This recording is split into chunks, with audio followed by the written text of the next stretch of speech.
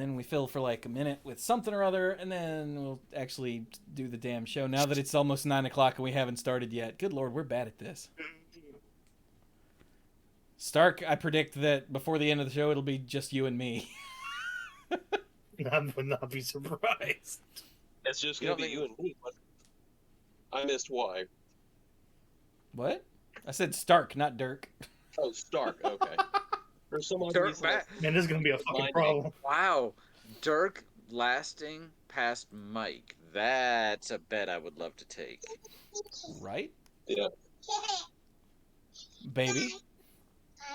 Even the kid finds it funny. I know, right? Well, that's the big reason why I'm like, I keep pausing and I get distracted is because I'm trying to make this one go to bed. Oh, yeah.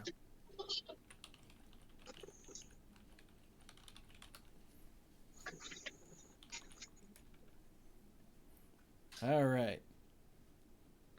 So, guess that's a minute. That's good. Yeah, we'll do that. Dirk, you good to do an intro before you wander off and throttle your kid? Yes, I'm good. Choke slam her into the bed. Blam! Nah. Look, this is my lie. Okay, here we go. Oh, okay, hang on. Now here we go. Oh, God.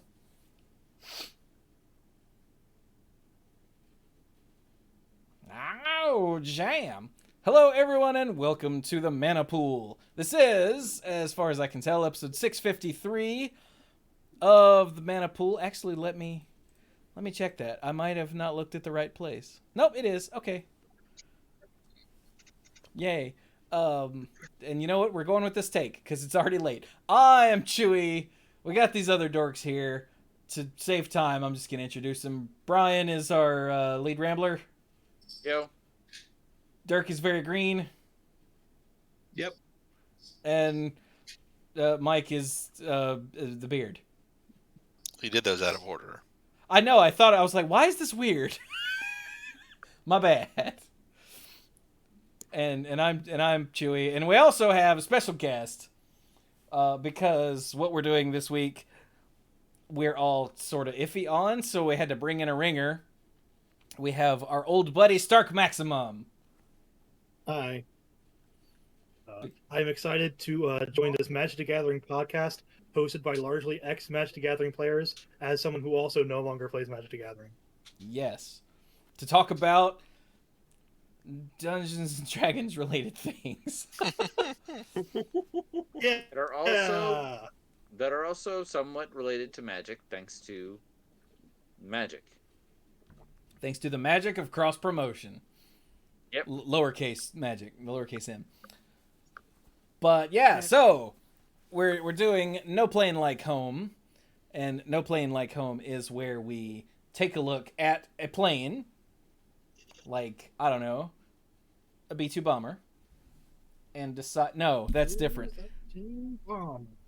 We we take a look at one of the planes of magic and decide whether we actually want to live there or not, based on how things work on that plane. And Dirk said, "Hey, why don't we do one for Baldur's Gate?" And I was like, I mean, that sounds good, but I have no idea how we do that. And then everyone else was like, yeah, that sounds good. And nobody offered up any idea how we do that, other than Mike said, it's basically generic fantasy. Once we look something up, we can wing it. And I was like... He's actually not wrong. I'm like, that's how we always do it, though, Mike. So... To be fair, I didn't respond like at all for over a day, so... And when he did, it was, yep, sounds good. And I said, great. Yeah. So... Want to be clear, he said, yeah, let's do this. I'm either more at fault than everybody else because I simply wasn't on top of it, or I'm at less fault. And either way, I take full responsibility. Mike's turn. No, wait. That's a different thing. That is a different thing. We haven't done one of those in a while, but that's not so, today. I poked one of our resident guests who plays D&D, but He wasn't available. So I was like, who else do I know that plays D&D and I can trust on the podcast? Who's second best? Do what? Who's second best? Well, I mean, that would have been you, actually. Like, Hey, but no, I poked Bill. not last week. Because Bill. I had a feeling it was going to be Bill. Because Bill, has weekly D&D games, or did, but he's been really busy the last little while planning, being part of the board or whatever, the planning people behind Cosplay America, the con. Oh, And yeah. he said, yeah, that happens this weekend, finally. And I went, so you're not around this week? He was like, no. I was like, gotcha. So I went, who else do I know that, like I said, I could trust on the show that plays D&D? And like my immediate thought was, I wonder if Stark's doing anything tomorrow night. And luckily, Stark was not. It wasn't. I'm here now. I was like, good, now you have plans. Mwahaha. That is not how it went. That is how this works. No, not at all. Are we sure this is Stark? Has anyone checked his ID? I have a few. I mean, he got all these passports for different countries. It's weird. Yeah, it's weird. Is that how that works? Yeah. Ignore the one that calls me Angelo. Yeah, who's that guy? So, we have Stark here because when did you start playing D&D? Oh God. Okay. You want start period or start like recently? Okay, when did you get heavy into D&D? Because I started in high school with 3.5, and then that was like a high school hobby kind of thing, and then there was a long period of time where I moved away from it, and then about like 2 or 3 years ago, I was offered to join a 5e game that never picked up again. But since that, I've been getting back into it heavily, and then once I basically swore off Magic for many reasons, I moved into tabletop RPGs in general, which includes D&D. So my breadth of knowledge of D&D is like more than the average person, and then my breadth of knowledge of other TTRPGs is like more and more than the average person. But today I'm focusing on D&D. Nice. What other tabletop RPGs do you play, just for the listeners?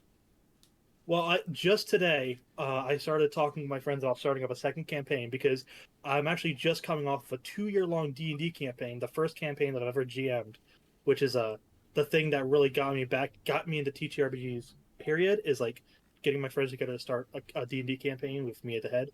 And today we started a new campaign. It's going to be using the Fate Condensed system, which is a largely narrative-based system that uses a system called aspects, where it's like phrases and catchphrases and like stuff that you put on your character sheet that you can invoke for effect. Like, So, oh, for jam. example, instead of having stats, you would just have like a line like heavily armored sword wielding warrior, and then anytime that would come into effect, you can throw in a point into the pool and let that give you a bonus. There's a lot more to it than that, but I don't want to get this episode too sidetracked. No, but that's fascinating. I know that's not what we're talking about today, but what was the name of the system again? So it's called Fate Condensed. It's the Fate system is Fate Core, Fate Accelerated, and Fate Condensed. But Fate Condensed and Fate Core are basically the same thing. Fate Accelerated is mostly the same thing, but like slightly different. Thank you, Chewy. You said it in chat. I might be saying it badly. Fate Condensed. It's not like Fate 2% or Fate Skim. It's Fate Condensed. Great. Oh yeah, don't play Fate Skim. That doesn't taste nearly as good. It doesn't sound like it would. Yeah. What about? But I've also looked into RPGs. Like I've also looked into Pathfinder both 1E and 2E. I've looked into Savage Worlds. I've looked into various old school revival games. I've looked into GURPS. I'm just looking at my bookshelf right now, looking for random games that I happen to have. That kind of thing. My RPGs folder full of PDFs is like gigs and gigs full, like hundreds of gigs. So I have a little bit of everything. Ask your doctor if GURPS is right for you. It's probably not. I'm not going to lie to you. It might not be. That was the one that I played the most of in middle school with my friends. GURPS? Mm-hmm. That explains how Mike turned it out the way he did. Yeah, that really does. Lord. So You got a case of GURPS brain on you, boy. Nick and a pretty beard. Uh, just ignore that part. Edit to Chewy, cut that out. So what we're doing now is, since the Baldur's Gate set just came out and has already been forgotten, and because they're pushing Double Masters super hard, we figured we would go back to Baldur's Gate and do a No Plane Like Home to see if we would live there. And reminder, I'm the only one of us, of the four regular dorks who have ever played any of Baldur's Gate, and I did not get very far into it. And I never played 2 or Tales of the Sword Coast or Icewind Dale or any of that other stuff that looked like it and went with it. So I'm no help there. And of course, on the Magic website, Faerun or the Sword Coast or Baldur's Gate, none of that is actually listed under Magic because, of course, why would it be?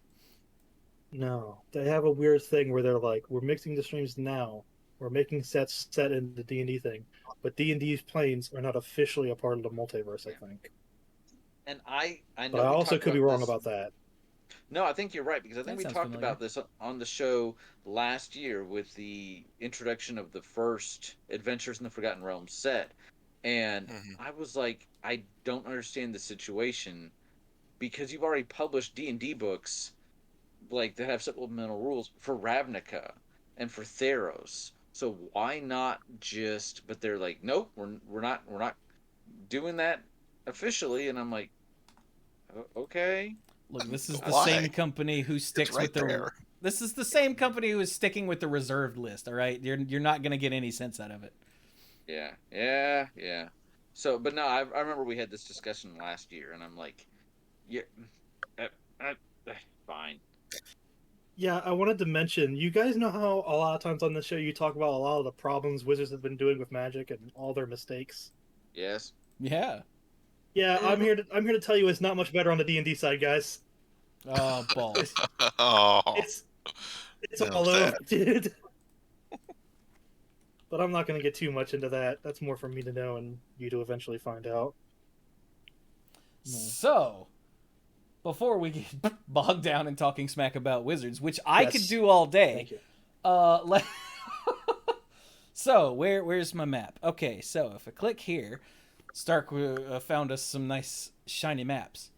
So this is these are by Jonovic on Reddit. He has a Patreon. It's right here on the map in case Chewy shows it. He can probably just show you where it says Patreon Jonovic. Actually, no, I've got the Wizards map up at the moment. I'm just realized. Oh, Wizards. Okay, never mind. I mean, here's the one he was talking about. There's Patreon Jonovic. Is that it? Jonovic? It's not John O. Vic. It's Jonovic. I don't know, man. I just found this. Oh, okay. I don't know if this was So, like a thing you knew, or it was just is a link you found. So yeah, this is. No, I googled map of Faerun and I found it, and I was like, oh yes, perfect, exactly what I need. So this is. And then it turned out to be too big. This is Faerun, which is not the entire world of the Forgotten Realms, apparently, because the other map is way, way, way bigger. But I just realized that I didn't get things centered for the display because I'm bad at this. Okay, there we go. So this is one of the. I'm going to try and chime in only when it's something I actually know, because I don't want to take away from the people like Stark that know things. But this is one of the things actually. But this is one of the things I actually know from DMing and like the deep dives I've tried to put into the lore for the campaign I'm running for my daughter and 2 of these knuckleheads, is that technically the Forgotten Realms is not just Faerun, and not just the planes that then, like the inner planes and outer planes, and we're not going to get into all that, basically heaven and hell and the 12 branches of each and everything else. Technically, every homebrew as well is, unless you specifically say, no, this isn't part of that, is all included, because they wanted to be able to say, hey, your stuff is as official as you want it to be. So the world that I made is considered one of the Forgotten Realms. The world that the people on Critical Role called Exandria is one of the Forgotten Realms. So it encompasses basically everything they need it to be. So it'd be like Wizards saying like, yeah, your homebrew, plane for Magic. Yeah, it's in the multiverse somewhere. Go nuts. So, aha. I knew that one. Yeah. Now back to our regular. Go ahead. For clarity, Forgotten Realms, which I'm doing air quotes on that you can't see, is the campaign setting. It's the name that you see in the book that they use to market it to us. No one in universe really calls it the Forgotten Realms. Mm-hmm. The world that it's on is called Toril, and that's the last time you'll need to hear about the world Toril, because everything that matters is on this continent. Faerun is the main big continent where most of the adventures take place, and then there's a couple of offshoot continents off in the distance, primarily Zakara and Karator and Mastica a little bit, but those are all mostly just like old continents they came up with for like themed areas. That like Karator is like the Far East. It's the one they made for the Oriental Adventures book. Zakara is the land of fate and hot deserts. It's the Arabian Nights kind of land. It's one of my favorites, but I'm not going to get into it. It's very, very cool. Look into Zakara. And then like Mastica, as you can guess by the name, is the Aztecs. So like, but there's very little information on most of those. Most of your information is going to be on this continent of Faerun. And even then, especially now, most of that information is going to be on the Sword Coast specific. Which is what this map covers. Exactly. Thank you, Chibi. So the Sword Coast, let's see, can you see my mouse cursor on the video? You can. So the Sword Coast is this bit up here, which is, where this map takes over. So this is an official Wizards map from 2015. You can't see it for the Mana Pool logo. Yeah, see, there you go. But so the only reason why I bring that up is just to give you a sense of scale and like explain why there's a lot of the Forgotten Realms that we're not going to be talking about, because as you can see by the map that has all the colored areas on it, there's too much to talk about. You would have to go investigate that stuff on your own. Yeah. I can give you basic highlights, but for the most part, for the purposes of this podcast, we're going to be Sword Coast focused for now. But I do want you to know there's more to it than that. Yeah. And I'm sure this bit here that I'm showing, like I said, is just Faerun, and it's not. There's so much more that's off to the south and to the east, like so much more. Far to the east is Karator, far to the south is Zakara. See?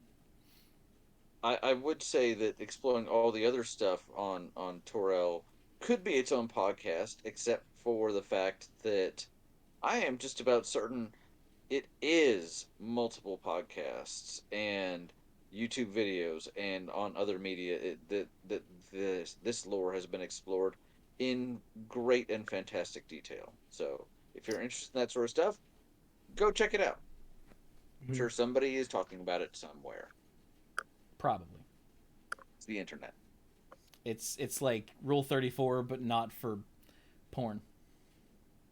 I mean, you can find that too if you look hard enough. I mean, yeah, that's not a stretch at all. True, so. But that seems to be how like person talking about things on YouTube works. It's Rule 34, but without the porn. It's if it exists, somebody has talked about it on YouTube at great length.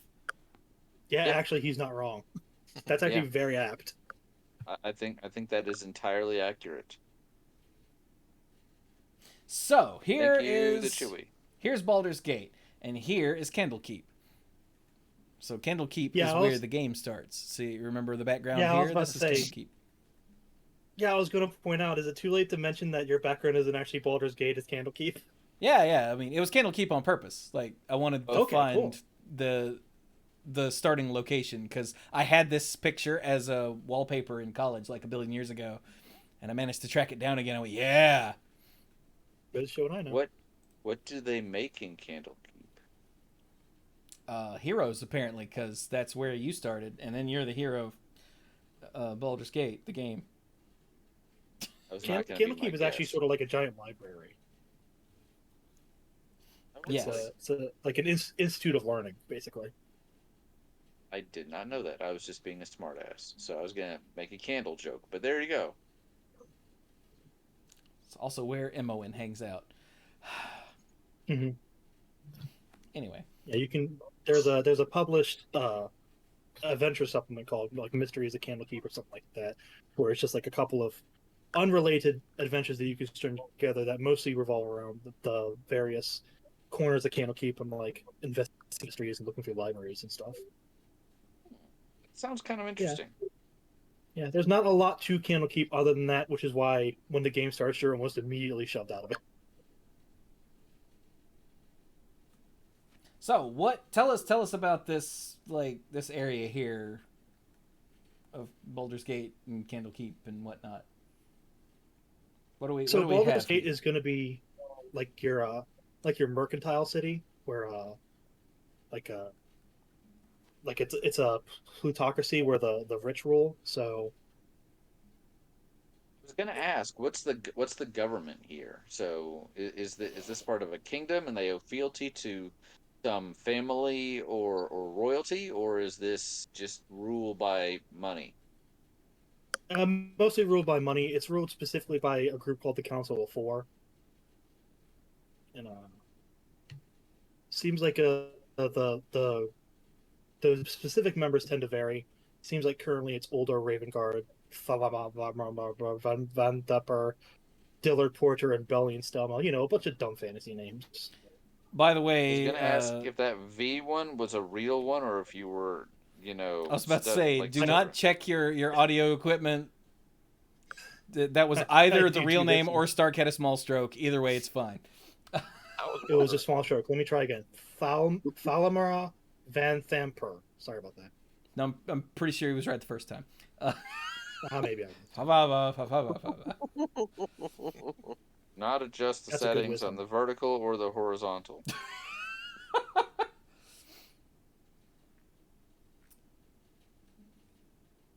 Anyway, Okay, so it's ruled by the Council of Four. I'm guessing there's Yeah, and you know less it's than a 10 of them. mercantile society, so Okay. you're going to have a lot of merchants. You're going to have a lot of stores. You're going to have a massive shopping district, and it's going to be the kind of place where you can always like pretty much anyone can show up and like make a name for themselves so long as you have the money to pony up for somewhere to stay, that kind of thing. Okay. It's a pretty it's not as cosmopolitan as Waterdeep, which is where everyone shows up. Like it's still mostly human and everything, but like it's one of the more like if you're looking to live somewhere in Faerun, this is probably where you're gonna eventually end up. well, Baldur's Gate. Yeah, probably. Okay. Yeah, the whole I had game's scrolled on. away to show Waterdeep, and then I was like, "Wait, did he change to? Hang on, I'm okay." No, Don't mind not me. officially. I was just pointing it up as a point of reference. Waterdeep is. So if okay. I'm starting out as an adventurer, like who's probably hiring me?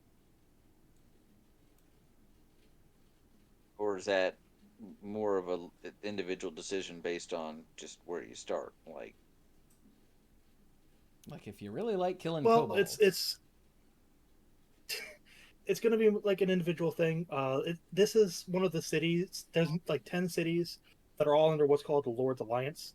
It's a loose confederacy of lords that band together to prevent calamities and disasters from their areas of interest. So there's a significant chance that if you're a notable adventurer and you're in this area of like Baldur's Gate, Waterdeep, Neverwinter, sort of that sort of area, you might be commissioned by Lord Alliance to help protect their trade routes or their estate or something like that. okay. And seeing as it's Lord Alliance, they have more than enough gold to give you a reward for that sort of thing. So that's definitely where you can get your start as an adventurer. Okay. so what sort of dangers do we have to deal with in this region? Like I see the wood Well, of sharp teeth. I see the troll claws. The forest of yeah, worms. those are some nasty sounding places. Yeah, they sound really bad. I just don't know if that's on purpose or if it's happenstance. Well, to be fair, in the Forgotten Realms, if a place is named something scary, there's probably a very good reason for it. Ah, okay. It's not But just the largely, so color. long as you stay with, yeah, it's not ironic. But largely, if you stay where? In like the city walls, like Baldur's Gate or Waterdeep, they have significant guards and defenses and ways to keep themselves from incoming bandits and orcs and stuff. So those are Unlike probably like the most well defended areas to live in. So unlike some of the areas that we've seen where in Magic in New Capenna, which is a gangster city basically. You're probably unlike in that sort of setting. Here, you're a little more safe inside the walls than outside. Basically, yes. There's obviously going to be a couple of thieves guilds running about here and there in a place like Baldur's Gate, but I think based on what I know of the various areas, I think Baldur's Gate is probably overall the safest. Makes sense. Like Brian mentioned, adventurers being hired for jobs and stuff. One of the most common things you can be hired to do is to like guard a trade route or a caravan that's going down one of these roads to one of the less well defended small cities, which is actually the kind of adventure you'll find in the actual starter set for D&D and Lost Mines of Phandelver. Your first adventure will be guarding a caravan against a goblin ambush. So, yeah, a little side note about that. So, the first time I ever played D&D was over the summer of 2019. We were having a family reunion, and my brother just offered to DM a game, and I was like, you know what? I've heard about this game. Let me do it. Sam kind of joined up almost as an afterthought, and well, that really took off. But he played that module, and we got a little bit into our first encounter with some goblins. Spoiler for anybody, it's the very first thing you do, and we're kind of making our way through it. But it takes a while to set up a character and all that, so we really didn't get much further than that.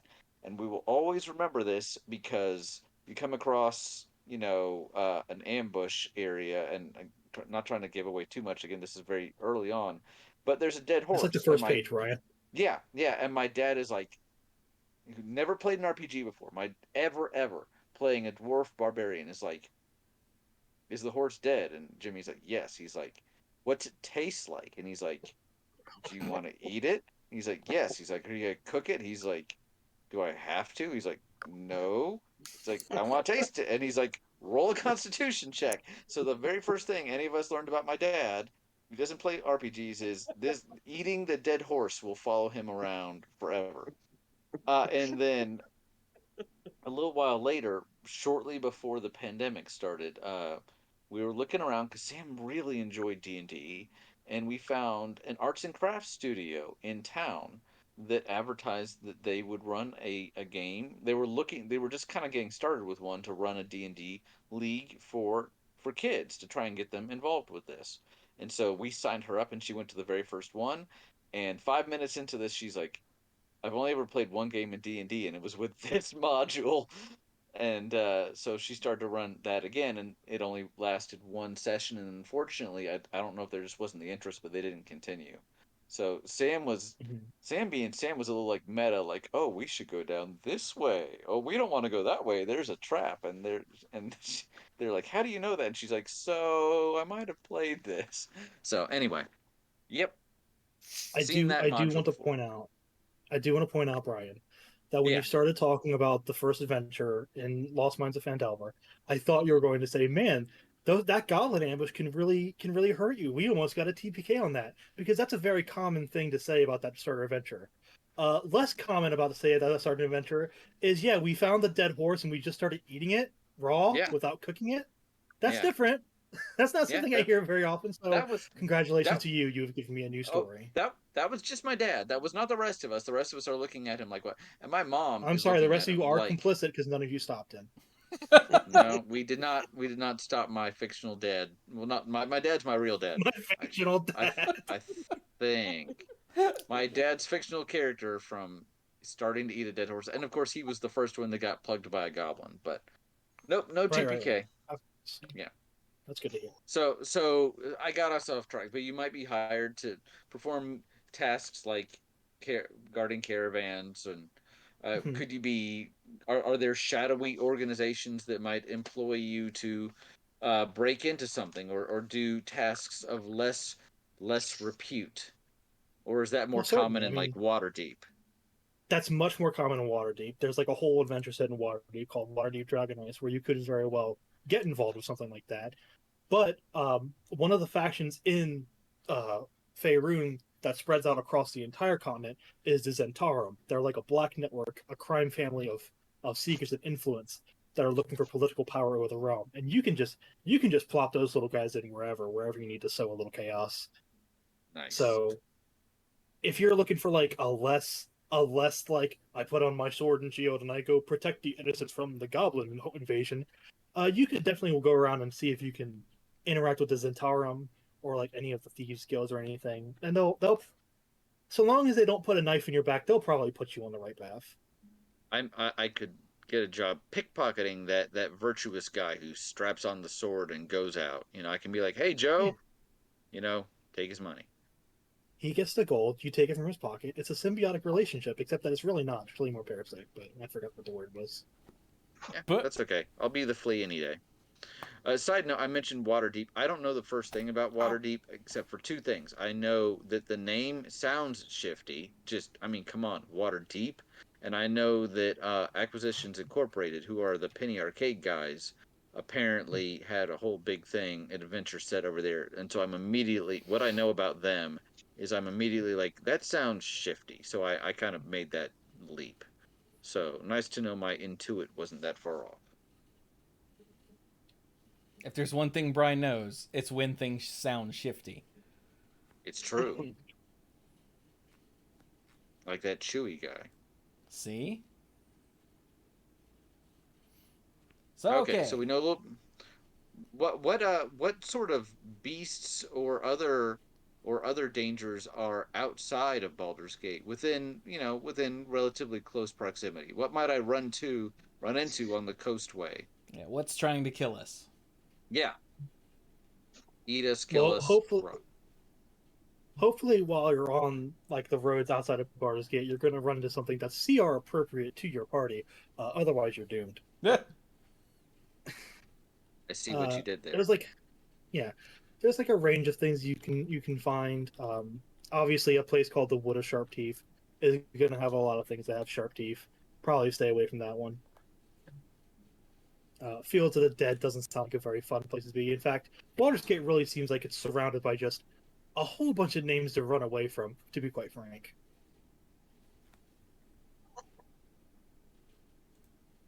Given that the name of the game literally is Dungeons and Dragons, any chance of seeing the epitomous scaled flying things around here, or not so much? Not so much specifically dragons, because those are usually centralized into more like uh, probably more mountainous regions. Like in the forest, you're going to find like black and green dragons mostly, and those can be, but they usually stay in their area of influence, which is like forests and stuff, and swamps. So like, if you're staying out of the forest and the swamps, you should be pretty much good to go, unless they come out for like, uh, on like a hunting trip or something. But that doesn't happen very often, because usually dragons have individuals bring meals to them. Gotcha. I figured that Plus, was the case, but go ahead. Faerun also has a bit of a thing where like there's a lot of high level NPCs walking around that can solve some problems, which can end up with a problem where it's like when you have a party of low level characters and there's all these high level NPCs that are solving problems, and you're like, why are we even here? What are we even doing? But the idea is eventually you'll reach up to their level and you're fighting alongside them, which is pretty cool. Try and give a little more realism to the air to the region. It's not just you, this low level Mm-hmm. guy going out, and because otherwise the world would probably be dead by now if there weren't higher level people. So Yeah. gotcha. Okay. I mean, I remember from the Essentials kit that I started to play with Sam and only got a little far into it, but that is also set on the Sword Coast and the central conflict. And I can say this because there's a picture of a white dragon on the box. The central conflict is that there is a white dragon holed up in a mountain. It's kind of taken over a mountain, a fortress in the mountains, a little ways out of town. And so every time you leave town, there's a chance that it might start flying overhead and try to kill you. So, but that's otherwise pretty remote, and it's really the only dragon of any note within X miles anyway. So I figured they weren't all over the place. If they did, everything would be a lot more burninated or frozen, Or depending on. reasonated Yeah. if in a case of a white dragon, yes. Yeah. Okay. And you Do we also see need to be on the lookout for the armored figure who killed your father when you were a kid. that guy?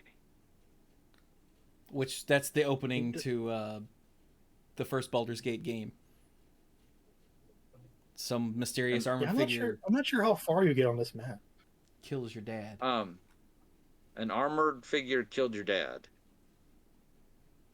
Yeah. And you might just run into him somewhere. Well, I think that's the final boss. Okay, it's not like a quick time event.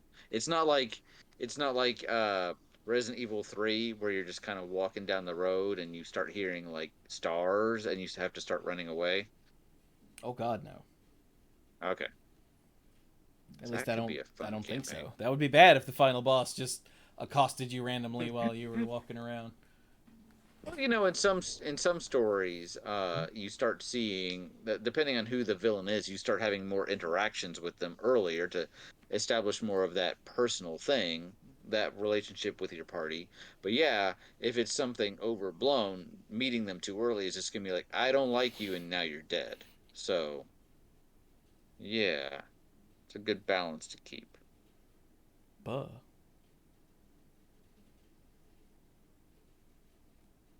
Are there goblins, gnolls, kobolds around anywhere? Or just scattered here and there? Those are pretty much a constant no matter where you are in the Forgotten Realms. Right. Gotcha. Good old goblins. They sort of like find their own little places to set up camp and spread their influence. So there's always a little something to fight no matter where you go. Are the cities of Baldur's Gate, Candlekeep, Waterdeep, are they fairly well protected, or is there ever the chance that they're going to be overrun by creatures, monsters of varying shapes and sizes, or does it feel like they're pretty darn safe? Baldur's Gate, Waterdeep, those big cities in particular are very well defended.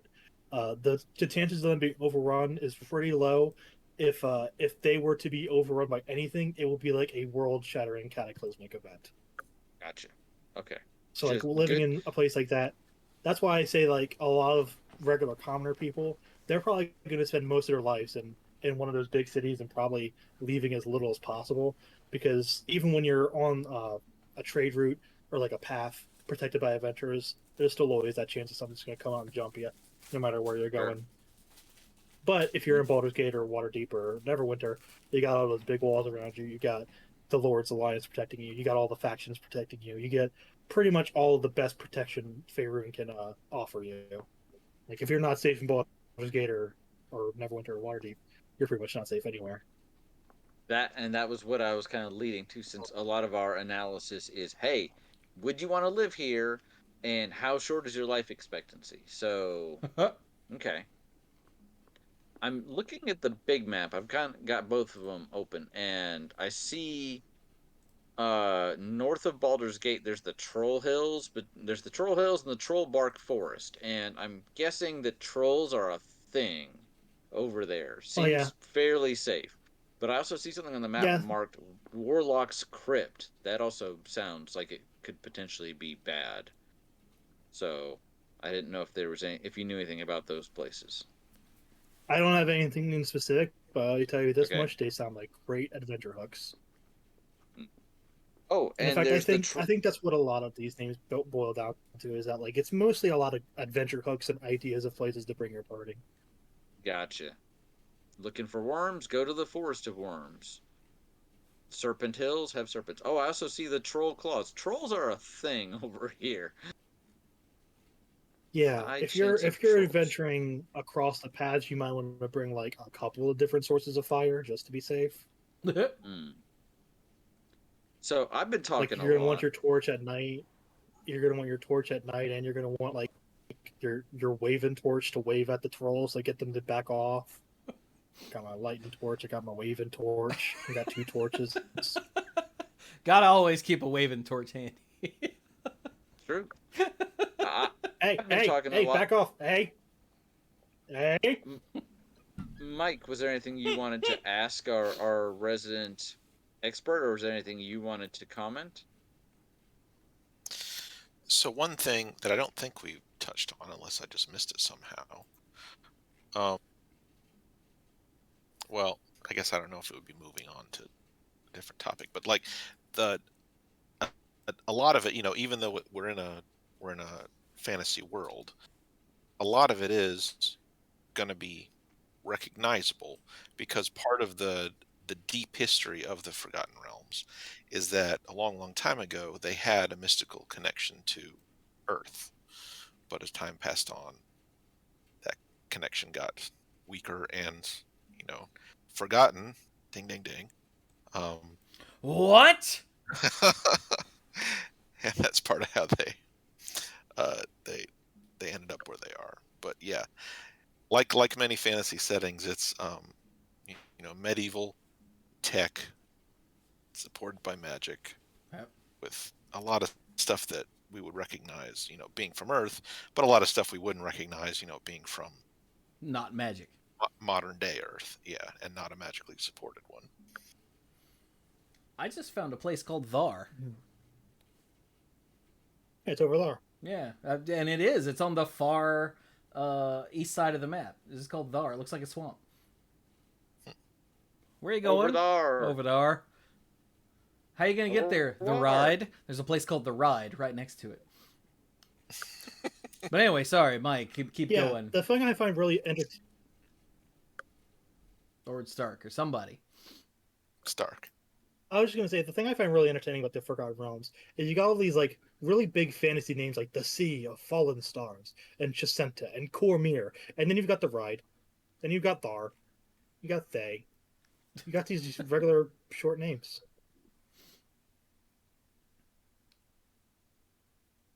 Fort Morning Lord. It's just southwest of Hardbuckler. What?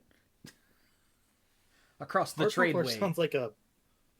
Hardbuckler sounds like a fried entree I'd see on a southern restaurant. I've had Hardbuckler. I cannot recommend. There's a place on this map called the Haunted Halls, and it has a 0-star rating on Yelp, and I can't quite figure out why. Huh. I would show where that is, but I can't find it. It's in Cormyr. Oh, Cormyr. So that's over here. Somewhere. I just saw Cormyr. I thought, no, that's Cormanthor. Oh my god. Cormanthor is like right next to Cormyr, so you're like right in there. Cormanthor. It's north of the Dragonmare. Dragonmare. That doesn't help.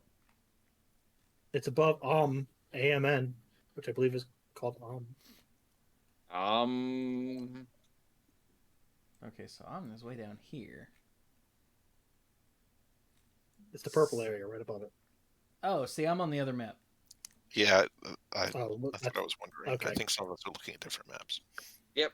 Yeah, Brian's on the colored map. I'm on the Wizards map because it's less hexy and annoying to have on the stream. Yeah, true. Okay, there's Cormyr and Hermit's Woods, Stormhorns. That's mountains. Yep. North of the King's Forest is the Haunted Hills.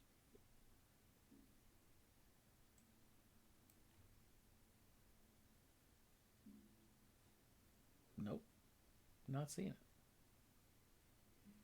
Hermit. Okay, there's King's Forest. Oh, it's a place. It's not one of the big regions. Okay. Yeah. Whoops, wrong button. I mean, I would hope the Haunted Halls would not be like, how many miles of Haunted Halls are there? That's a lot of halls. Also, I thought you said hills, so I was looking at all the mountains. No, the Haunted Hills are somewhere else, I'm sure. Yeah, there's the Haunted Halls right there. Ooh, there's a realm of wailing fog.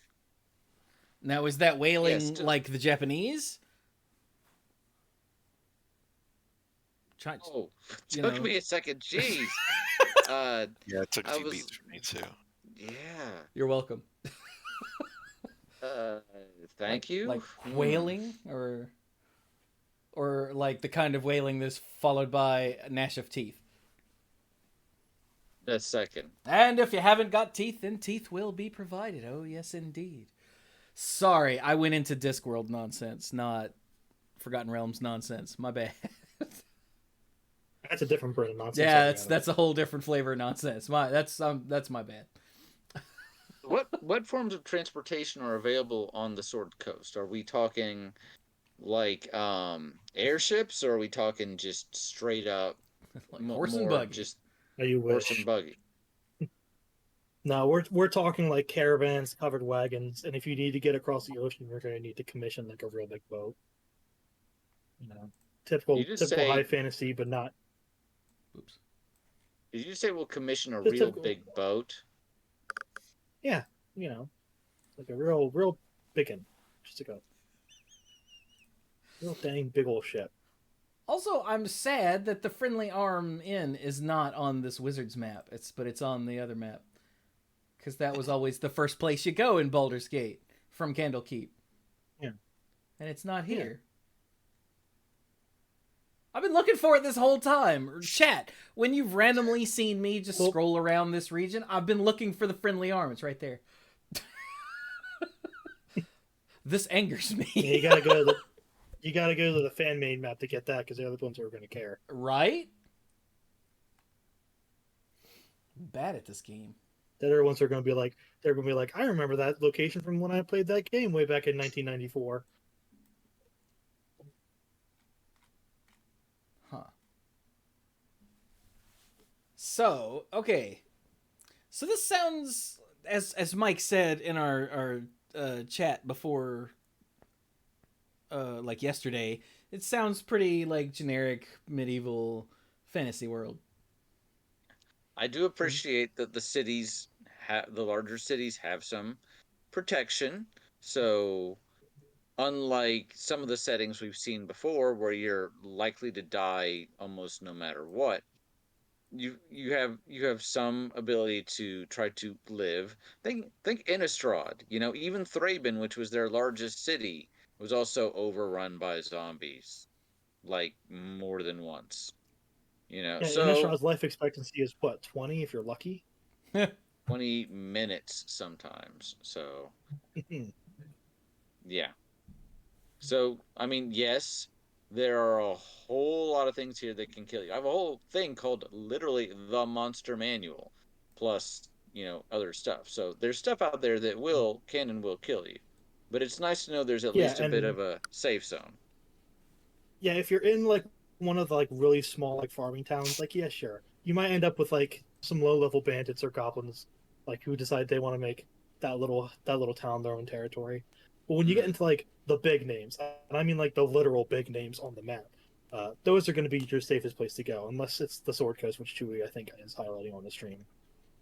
That's a bit too big of a name for that one, but yeah, I'm talking about like Baldur's Gate and Waterdeep and that kind of thing. Those are your safe spaces, because like the Faerun and its adjacent continents are so big and have so much stuff that you could go anywhere and do anything. But like these are the areas you're going to want to stick to if you want to be in the well explored, well documented, well protected areas.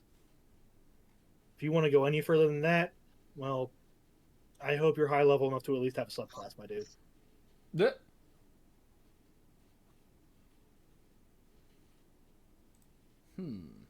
Multi-classing.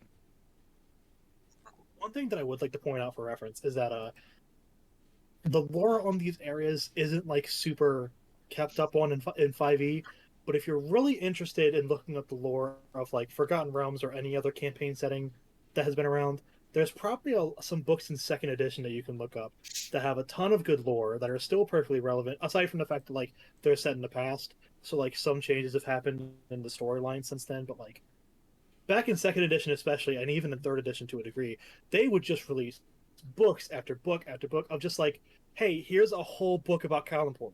You like Kalimpor? Here's a book about it, and now you know how to live there. They don't really do that anymore because they're more concerned with releasing books that are like full adventures rather than just like, here's a whole city. But those books are great resources if you can find them. Nice. What So, was like, the? If you're in, Sorry, yeah. I was just kind of thinking, just a side thought. Was third edition more Go ahead. focused on like Greyhawk? Am I remembering that right? Greyhawk was the quote unquote every edition has like a default setting, quote unquote, and Greyhawk was basically the default setting for 3.5 and third edition. because I distinctly remember that the player's handbook deity section was the Greyhawk deities. Okay. And then 4th edition was sort of its own thing with I think it's called the Points of Light campaign setting. I don't know too much about that. But then 5e went full deep into Forgotten Realms. And then 2nd edition was just everything. There wasn't really a default setting in 2nd edition. It was just that 2nd edition is where all the campaign settings started, basically. Like, they went whole hog with making campaign settings for 2nd edition. So if there's a campaign setting that you really like, it probably got to start in 2nd edition at some point. Yeah, I know it was Unless in that it's wrong. time frame. I know it was in that time frame that I heard about all the other stuff, you know, like Ravenloft and Spelljammer and Dark Sun and So Donovan Bain in chat asks, are all books about specific areas still considered canon? Canonicity is a difficult thing to say for D&D because they'll happily erase stuff if they just feel like it. But I think they are, but they're set in the past. So, like, if you find an old book about Kalimport, because for some reason I'm stuck in Kalimport for right now, it might not have some specific storyline moments that have happened since 2nd edition, which, for reference, was released in, like, 1990.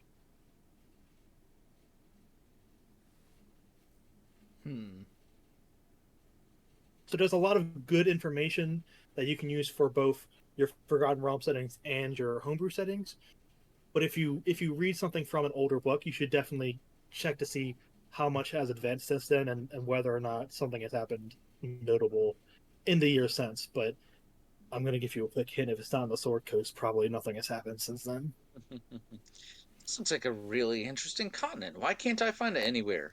Scroll. Well, Oh, killed by meteor storm. But I got you. yeah, it see, seems I was like just going to say, well, it's been forgotten, Brian. That's the point. it seems like the whole point of this is to, you know, make your own. Well, maybe not the whole point, but a large point of this whole thing is to make your own adventures in this world, these worlds. So things being what in other media would be considered canon seems kind of like a non-starter almost. I think so. Although you know, for like the published adventures, they want you to have a bit of a like, hey, here's how this area is, but they put a heavy emphasis on take this stuff and then do what you want with it.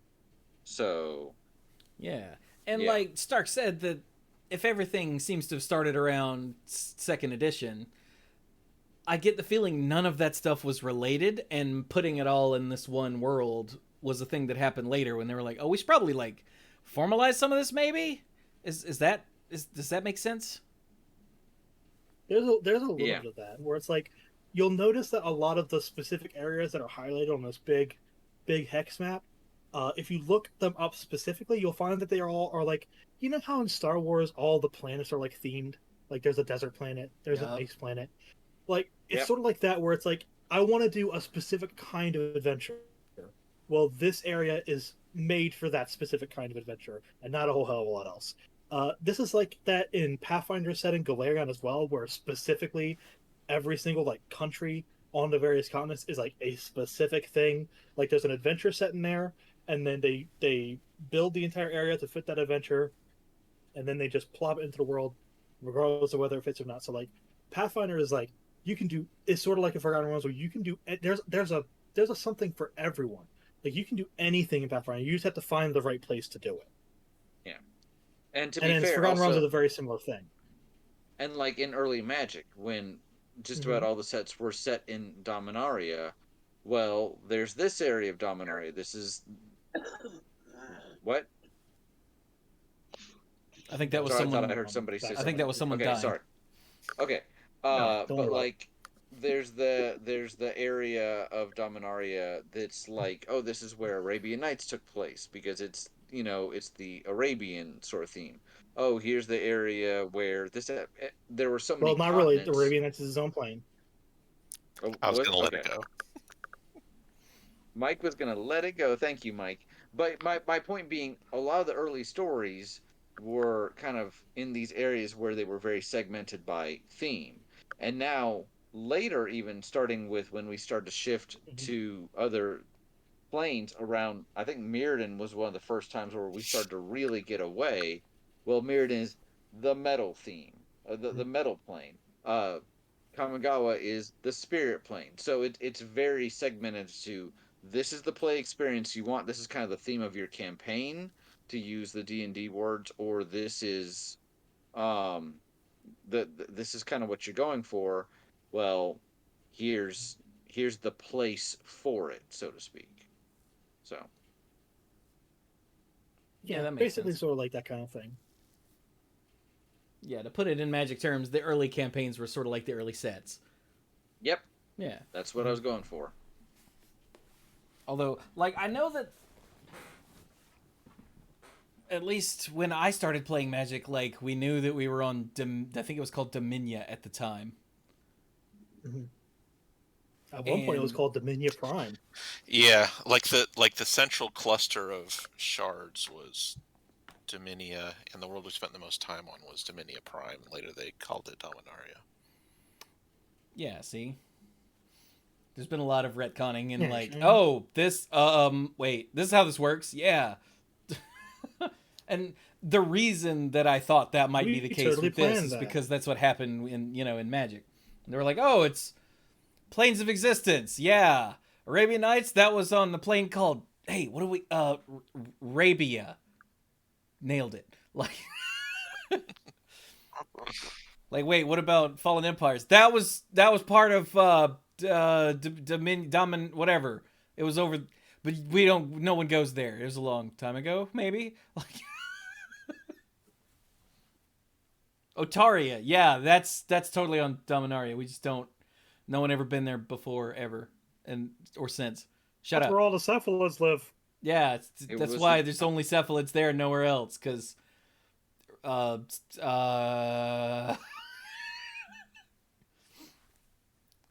Shut up.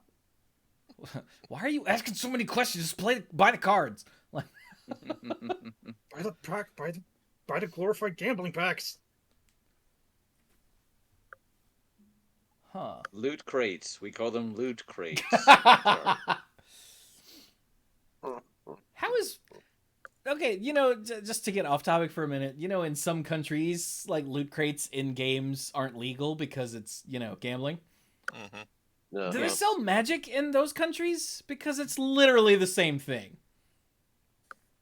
I don't know that they could.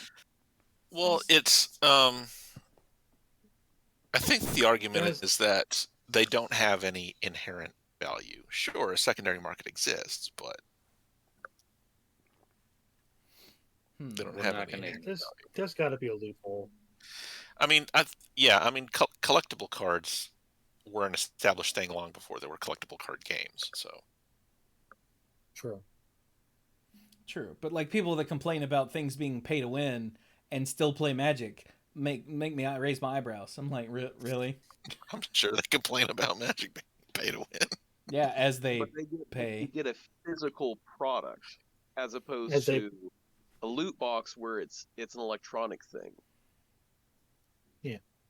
You actually have to play the game in order to get any value out of it, because like in Hearthstone, unless you literally have the game, you can't actually get the loot box, whereas Magic, I have a physical card, I can use it as a bookmark, I can sell it to somebody, I can give it to somebody.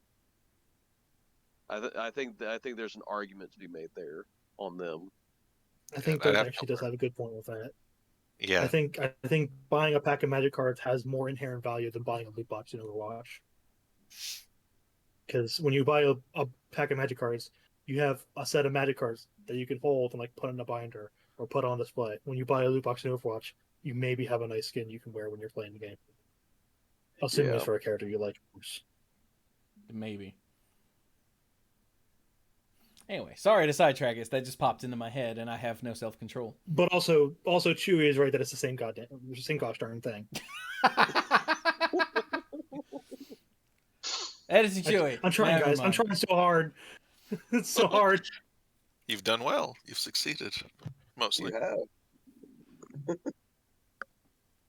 Also obligatory. No swearing. Okay. Listen, in case anyone didn't pick up. Pass my intro this time, okay?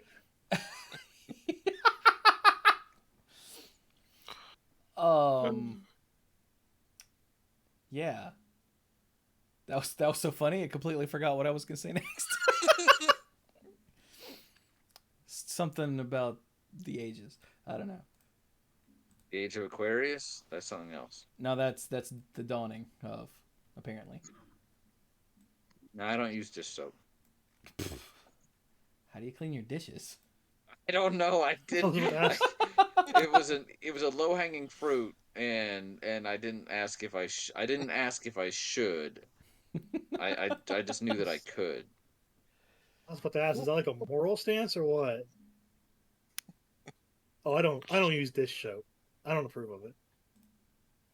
I only use cruelty-free dish soap. I don't know. Dish soap killed my parents. Yes, it was an armored man, and it killed my dad. Now I have to become the soap that scrubs in the night. What just happened to this whole conversation? Off the city. This conversation got very Brian, is what happened. So, oh my god. But welcome to our world, Stark. I've been in this world. I just haven't been on the show is all. Usually I'm in chat saying this dumb crap.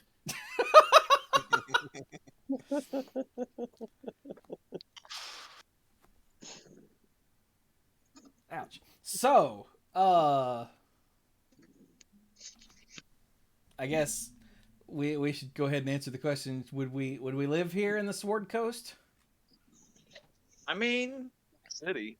Well, I would like to point out that you guys specifically have a significant advantage about whether or not you live in the Sword Coast, in that you're human. Oh, that's true. Are elves and dwarves? It's not to get too deep into it, but Forgotten Realms is one of those settings that's like still a little bit of old fantasy where it's like we like humans, dwarves and elves, they're kind of close enough. Gnomes and halflings, yeah, they're kind of like short humans. Orcs and everything else, we like elves and dwarves. They're kind of like humans. They have been moving away from that, which I do appreciate. And like they've been having some good changes. They've been having some bad changes. They've been having a lot of bad changes, but they've been having some good changes. But yeah, it's so long as you're like, there's still a significant human bias in a setting like this. Like I said, like Waterdeep is the most cosmopolitan area where humans are only 65% of the current populace. And then for everyone else, it's like humans are up there in like 80%, something like that. Most places will have like a small contingent of maybe elves or maybe dwarves, sometimes halflings if the place is small enough. But that's just something to bring up. Obviously, I mean, like I think it's one of those things that you don't have to like linger too much on, but is important to make known, and is usually one of the first things about a setting like this that'll change if I'm running it for myself. So you're saying it's kind of Tolkien-y.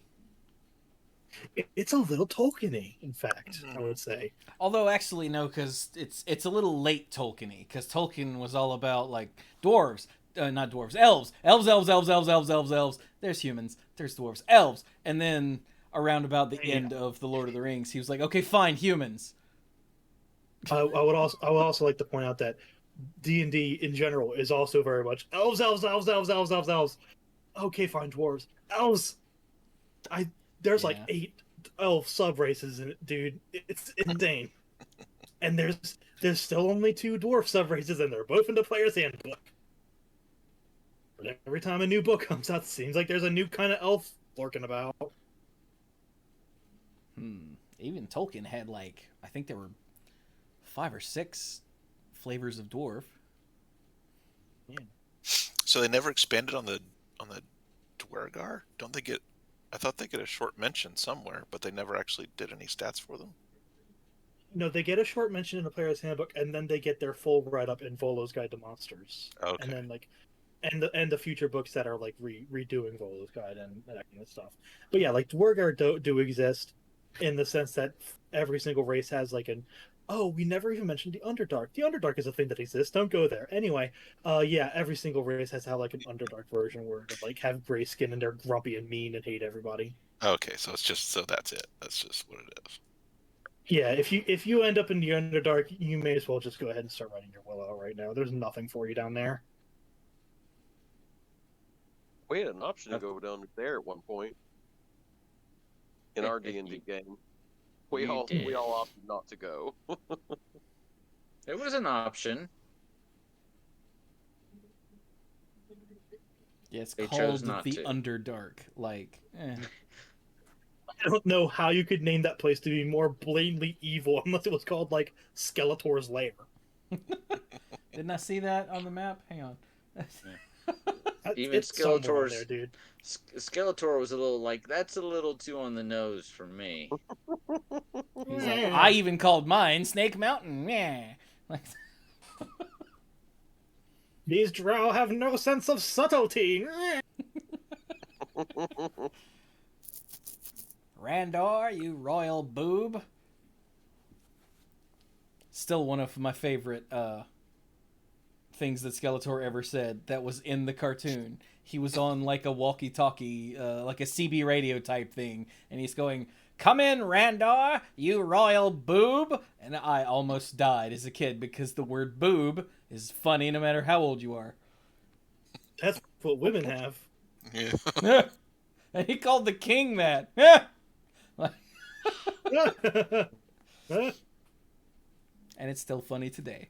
Donovan brings up an excellent point. Where if the Mandible ever makes a campaign in the Underdark, you call it the Underdorks. Ah. Yes. So, but yes, as a human, I do think I would probably be fairly comfortable on the Sword Coast. Yes. For sure. Yeah. Seems like a place to live that wouldn't be so bad once you get used to. Like anywhere, once you get used to the way life works, it's not so bad. Yeah, just don't go outside a whole lot if you don't have to.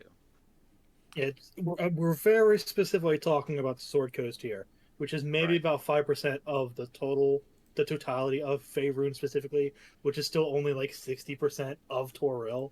So like, there you go. That's where you should settle down. Yeah, make a family. We're talking about make a living for yourself. This bit right here where the mouse cursor's going on the map. That just that. Mm-hmm. Pretty much. Pretty much from Waterdeep down to Baldur's Gate, and like anything else, you might want to be careful.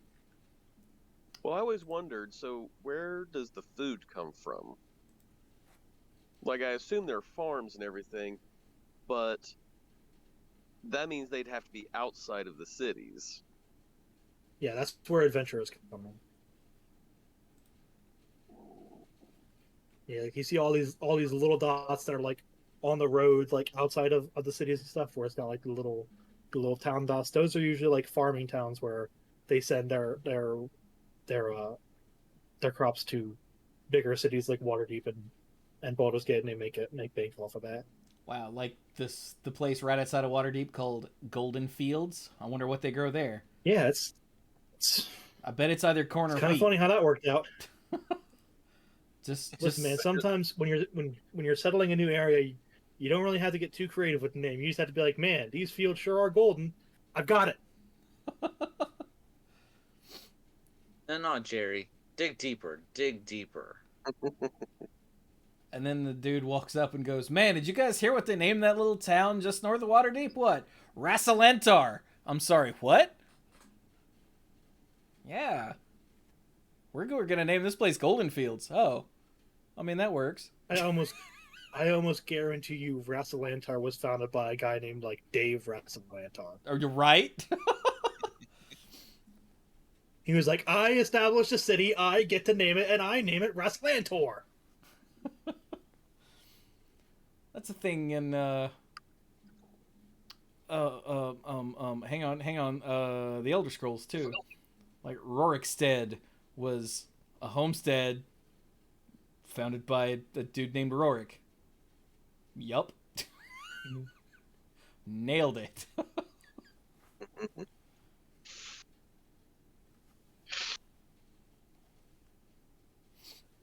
So yeah, this has been a fun little look at this place that I was vaguely aware of, but like my knowledge of it is essentially comes down to killing kobolds between Candlekeep and the Friendly Armen, and then dying.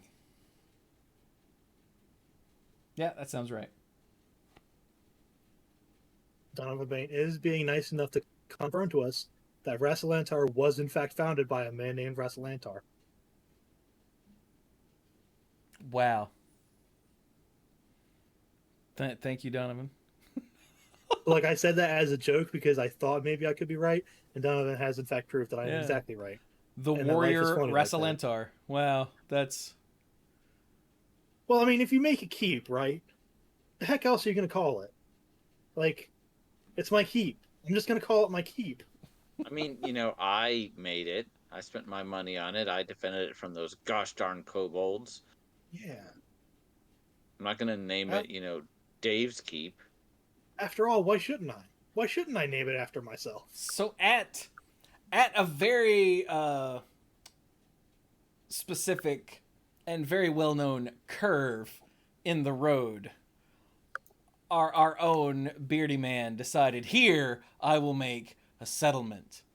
And when it was all said and done, they're like, what are you going to call it? And he said, Mike's turn. How long were you preparing that one? That whole thing popped into my head fully formed. I believe you, actually.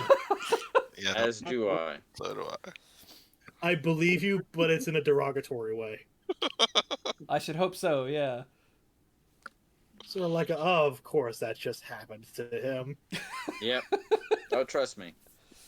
It's totally believable. I was like, Brian's Keep? No, that's too easy. Mike's Keep? Hang on. And there it was. A while ago, my daughter opened up a discount warehouse chain. She partnered with Walmart, and she just wanted to make a club for herself and her friends to go gather at. We named it Costco. Ba-dum-bum. Yep. I'm here all night, guys. No, you're not. I was trying to figure out what... the moment this podcast ends. What we would name something like Dirk's something as one word. And the only thing I could come up with was Dirk's Bridge. And that's just lame. Honestly, the thing that came to my mind when thinking about Dirk was just calling a forest the Dirkwood. Oh, the Dirkwood. The Dirkwood. That's not bad. Dirkwood. Yeah, we've got the Lurkwood here. Sounds like There's Coldwood. Tolkien's got the Mirkwood. When you name a forest, you basically just name it a thing that describes it, and then you add wood. Although I'm terribly afraid I would get stabbed in the Dirkwood, and oh look, yeah, man, oh yeah, well, yeah, because it's got that one kind of tree where the limbs are very sharp and grow at chest high.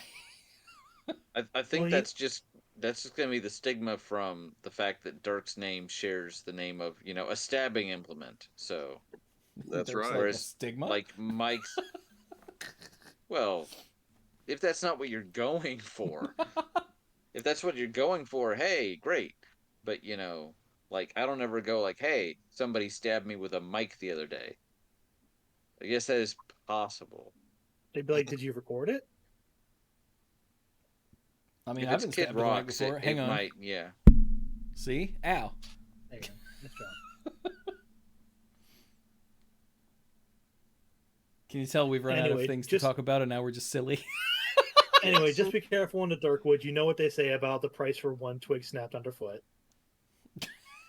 Yeah. Yeah, Dirk takes it personally and then attacks you until you die. That's right. That is. Yep. I wish I was kidding about this. We're joking about this, but the idea of a forest that's so full of animals and vengeful elves that the moment you start snapping twigs underfoot, you just keep getting attacked by all these monsters that just zero in on you for absolutely no reason until you leave, is actually a pretty cool fantasy location. Oh, it kind of is. It's like, why are all these beasts and animals and elves attacking me? I gotta get out of here. There is no escape from the Dirkwood. Like, what'd you do? Did you Last not night see I our lopped pamphlet? 2 limbs off to make a fire, idiot.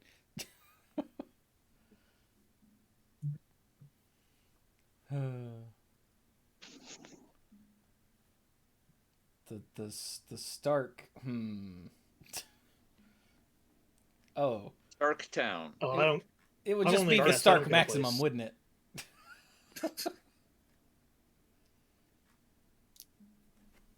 Well, when it gets dark, you'd be the Starkness. I Be attacked the afraid of Starkness. Ooh. Ow, why'd you do Ooh, that? Starkness. Come on, man. It's Give me a Starkness. break. Okay, so then we need That to would have be a like cool one. we need Be to have cool. the tomb of the Starkness, where the Starkness has been chained for a millennia, and one Bro, day why they am I say, dead now? well, someday you'll break free, and you'll have like a CR 35 or something. You'll be fine. Don't worry about it. Everyone's like, here's my forest, here's my turn, here's my cool little place. Everyone's like, Stark, you get a grave. Thanks, guys. Because For me too. It's because your Starkness can only be contained for so long. So Good point. I said Starktown Or- anyway. Starktown. I see like USA. a muddy kind of like fort with like the really sharp sticks outside. Who rules Like Stark early Town? Plymouth. Here's what I'll tell you. I accept the Tomb of Stark under one condition. That's that when I finally get out, I can say, after 10,000 years, I'm free. It's time to conquer Toril. I'll give you that one. This is Yeah. acceptable. Until Yes. a couple seasons later, when some weirdo with his brain outside of his body is like, "Nope, I'm in charge now." He was pretty cool. Yeah, I was about to say, well, at least he's a cool villain. But if you make your monster grow, I don't want to be around to see it. So I was kinda literally do. about to say that's not something I can talk about on this podcast. They told me I can't swear. I mean, I kind of want to see that. Anyway,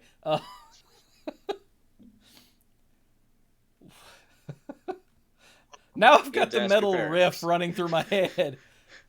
Okay. Why did the Power Rangers theme go so hard, by the way? It went really so much didn't harder need than they to. had to. But they did, and we're all better for it. I think we are, yeah. It reminds me of the title screen for the NES game Pictionary, where it's like, "Hey Tim Follins, we're making a game for Pictionary. The game where you draw pictures and people have to guess what it is. Can you make a song for the theme song?" He's like, "Yeah, sure, no problem." Give him like 10 minutes in a room, and he comes out, and it's like, "Tim, it was just Pictionary." Clearly, I don't know this song. Oh, you look up the Pictionary theme on NES, and then when you're done, look up the Solstice theme. Those are both Tim Follin originals. They're classics of the genre, and that genre is NES theme song music. I have randomly had on that topic the song from Punch Out in my head for like 4 days now, and I cannot for the life of me figure out why. I think some video that I watched on YouTube used it as background music, and I didn't notice at the time. And see, you said the theme from Punch Out, and I know what that is. And yet, for some reason, the minute you said it, the Guile theme starts running through my head. Yeah, well, that goes with everything, so. Yeah, exactly. Even to this day. But yeah, like while I was dashing, I caught myself just humming the Punch Out theme. Of course, now the Power Rangers theme is overtaken it, and I can't even call the Punch Out theme to mind because Go Go Power is currently running through my head. So I've screwed myself there. To be fair, when the Power Rangers theme gets in your head, it gets in your head at a very specific volume, and it kind of drowns out everything else. It really does. You don't play the Power Rangers theme at less than like 65 volume at minimum. Full set at a very specific volume. He was right. Oh God.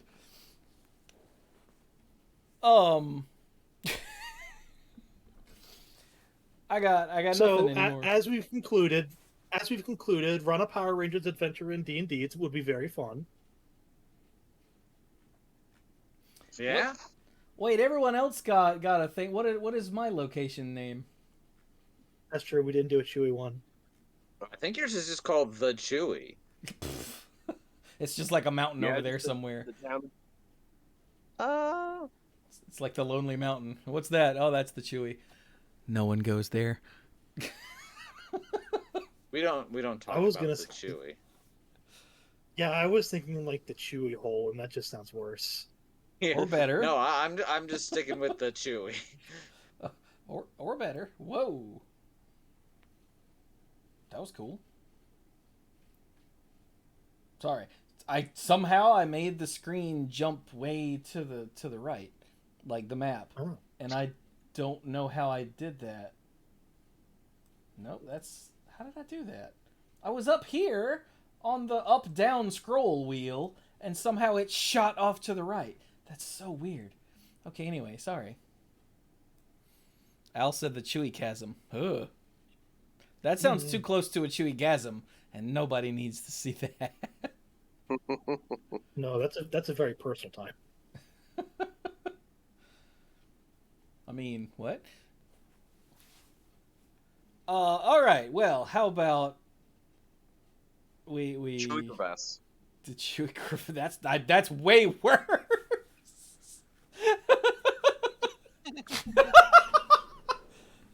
That's what happens when my pants aren't up high enough. Response to any of this. Yeah, I was about to say I don't want anything Chewy related that ends with the syllable "as." Okay. Yeah. No.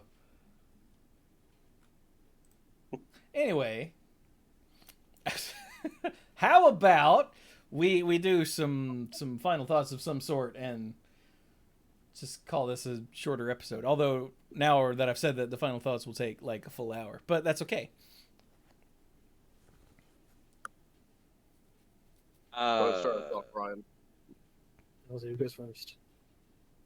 So, final thoughts. This was a very interesting discussion. I feel like we all learned something today. We all grew as people a bit. I guess on a personal note. So I just got back. Wait a minute. Why did Dirk laugh at that? So, I just got back from a family trip to a state in the United States of America that I had never been to. The great state of Maine. And we had a fabulous time while we were there. We met a lot, and I mean a lot, of very nice people. Like, just to a T, everybody we met was so nice, so welcoming. The weather was great. It turns out we went while North Carolina was in a heat wave. Like, it wasn't a heat wave when we left, and we checked the weather after we left, and like, oh, they're calling for heat advisories while we're gone. And it was like, I mean, you guys that were here, I heard it was, what, over 100 one day? But it wasn't just one day, right? It was like a lot. That's not allowed. It was awful. I heard it was absolutely miserable. Also, completely unrelated, but related to something that happened a minute ago. I just happened to click on Twitter, and I see trending the word #HeroGasm. I'm just saying it. Maybe we're starting trends here. There's too many gasms going on day. Kids and their gasms. But so Maine was great. No, and we had a very good time. And we selected a state we had never been to before because we are celebrating our 15th anniversary in a little over about 2 weeks. And we were talking about what we wanted to do. And did we want to go to Disney again as much as we love Disney? It just heard it hasn't really been the same sort of experience. What with, the pandemic, but also some of the changes they've made administratively, like they're charging for fast passes now and doing other crazy stuff that we weren't 100% behind. So we went to Maine and had a great time. And again, everyone there was super nice. Just so glad we went. And yeah, that was pretty much it. That's really all I had. So Maine, yay. Good job on you guys. Yay. Got a real quality state there. I'm always glad to hear people traveling going well. Yeah, because you never hear about like the trips that go well. You only hear about the nightmares, because people want to share that. Yeah, that's human nature. It is. Yeah. You always remember the worst.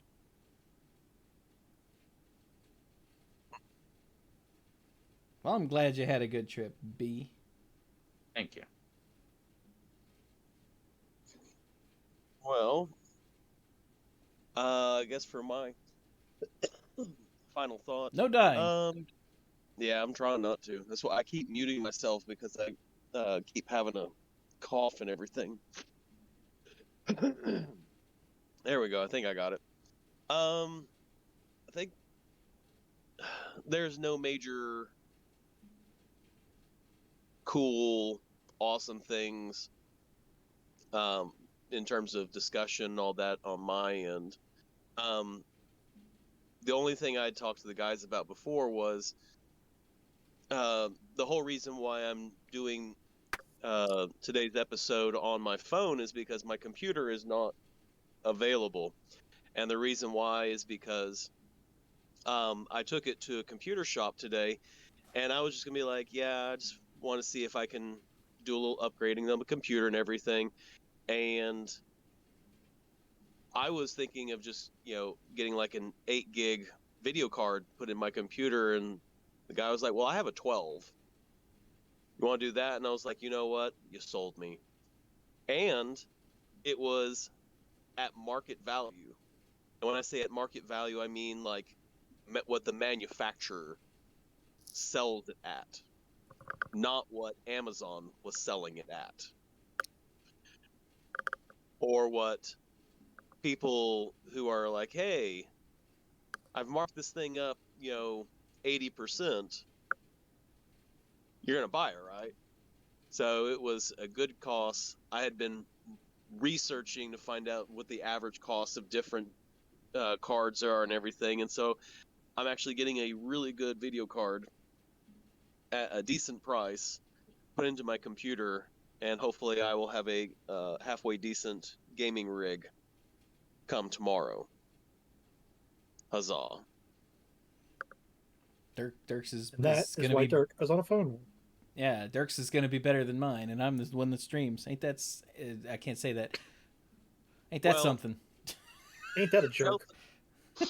Chelsea has been pushing me to do alternate forms of income. So she's like, I need you to try talk to Chewy about how he does podcasts and YouTube videos and stuff like that. I need you to be doing something. Because what she wants me to do is show the kids how to make a YouTube video, because they keep saying that they're going to do a YouTube channel about Minecraft. And I'm going, I think that's a little flooded right now. I was about to say, step one, don't. Yeah. Well, and that's the thing, is the kids are like, well, I want to do, because they just want to, they watch several YouTube channels where they get a bunch of people together and just do dumb stuff on Minecraft. But I mean, they're getting just the dumb stuff still gets them 100,000 views, and that's what they think that they're going to be able to do. So she wants me to show the kids how to do YouTube videos and everything, and so so she wants to crush their little spirits. Okay. Yes. It's a life lesson along with everything else. Well, what she's looking at is not a life lesson, a life skill, because the whole thing with YouTube is you just have to find something. The people who get to be big ones in their different areas are ones that they find a niche. They find a need or something that people are looking for to be entertained or to learn or whatnot with whatever they're searching YouTube for, and you just have to find that niche. And so that's what she's wanting, is if you guys know how to do that sort of thing, then when you find it, you'll have the skills to jump in on it. So, I mean, if you do YouTube, that means you have to learn video, you have to learn editing, you have to learn sound, you have to do all those things, which are life skills, which is what she's wanting the kiddos to learn. Be patient. Yeah, I mean, I can set you up with a couple of. There are a bunch of video editors that are free, but good luck getting your kids to sit down and edit video. Oh, I know. Mm. Don't I know? I mean, just the amount of work that I put into making a minute long or two craft post, let's say. I can't imagine a high school age child or so wanting to put that much work into like a full, even a 10-minute video. Especially considering that YouTube is moving more towards much longer content now, like half-hour or longer videos. Mm-hmm. Well, But yeah, you if they do can, daily 10-minute videos, or you do like a 30-minute video, maybe once or twice a week. Yeah. but you never know. They can't surprise you, and if they can dedicate themselves to it, it's pretty good skill to have, I think. Yeah. It's just funny as someone who has seriously looked into how to do YouTube to hear someone go, "Oh yeah, you just find a niche and then you'll get big." Yeah, okay. Along with the 50,000 other people that are also in that exact niche. Yep. Mm-hmm. Yeah, I was about to say I don't want to discourage them from like I want to make a Minecraft YouTube channel, but like, man, I know some people who run some much more niche YouTube channels and they haven't even gotten off the ground yet, and like a high school kid is not going to have the resources they need to get anywhere near that level, but I still want them to have fun with it. Oh yeah. They gotta learn somehow. But it's got to be a thing they do for fun, not for breaking Exactly. out. Like, no. Yeah, like, are they doing Minecraft YouTube because it's popular, or are they doing Minecraft YouTube because they like Minecraft? It actually could be either or. Well, she's wanting to do it because they like playing Minecraft. They watch the videos of the people playing Minecraft, and so she's like, well, have them record themselves, and then they have to do all the stuff, so that way they can see people who actually do this. Actually, it takes them a while to do all this stuff, or you can just upload you just playing for an hour, and essentially because you didn't edit anything or anything like that, people are just gonna be like, I don't really care about watching you do dumb stuff for an hour. Or maybe people will want to watch you do dumb stuff for an hour. I don't know. Because like there's a different like the Minecraft stuff. I mean, it really just depends on the person. I get off point and everything, but yeah, that's just one of those things that Chelsea's been wanting me to do with the kiddos. So that rounds out my final thought. What a random everything that was. Yeah. Next. Like Brian, I guess? Brian went first. Went. Like Mike, I guess? Yeah. Yeah. Well, doesn't even Mike go next? Apparently mine wasn't very memorable. Take that, Maine. Like Gucci Mane? Let's see. I haven't gone anywhere or rebuilt any computers or started teaching hustle skills to kids.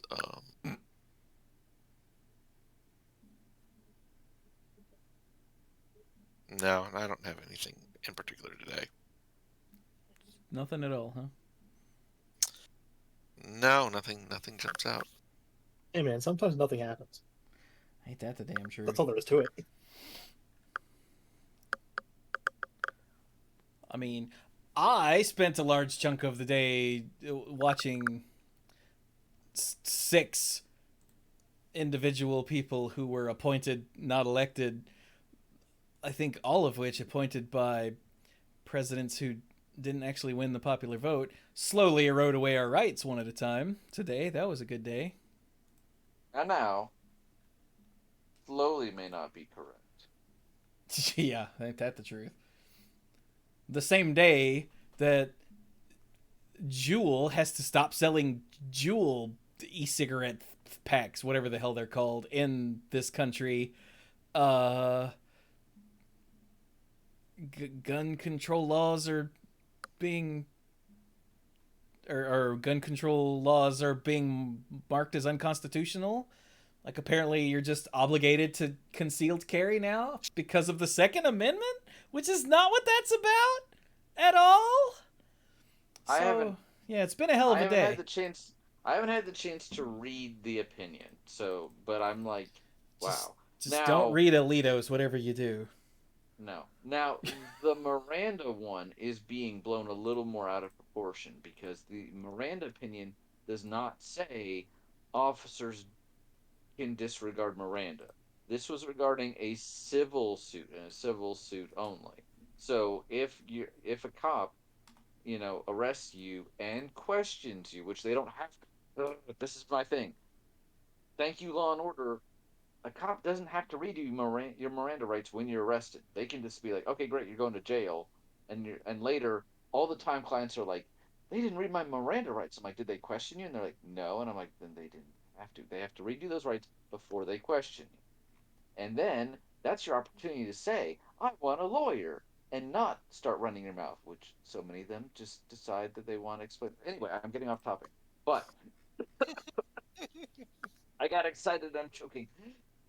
The opinion, as I understand, which I also have to read this one too. A defendant was not read his Miranda rights before he was coerced into writing a confession. His criminal charges were rightfully thrown out.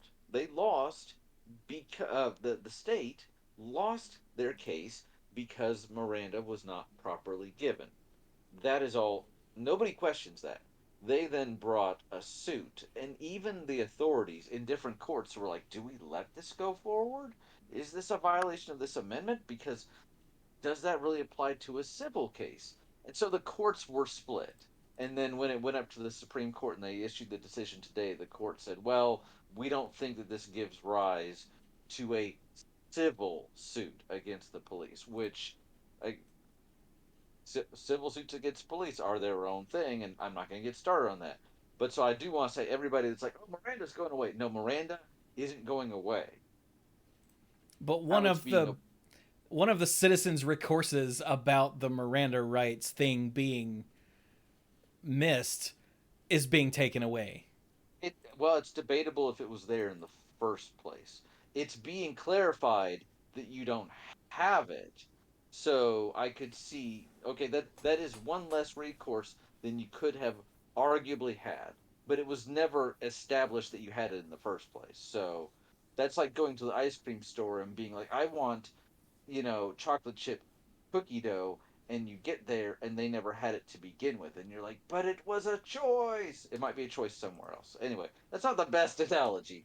And still kind of like, but I did want to clarify that a little bit. But absolutely on the CCW on that, I'm just like, I gotta read that because I'm not what.